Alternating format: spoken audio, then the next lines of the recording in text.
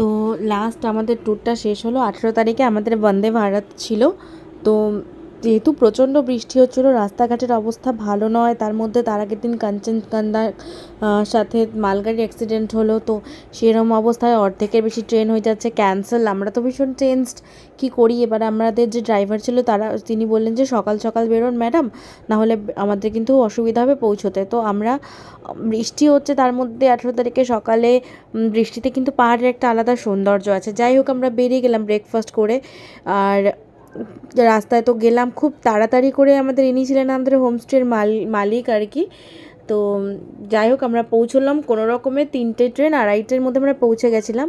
সেই ট্রেন আসলো রাত 9টায়। আমরা প্ল্যাটফর্মে বসে আছি। আমাদের সবার অবস্থা খুব খারাপ হয়েছিল সেদিনকে, শরীর একদম খারাপ হয়ে গেছিলো। 6 ঘন্টা পরে বন্দে ভারত আসে।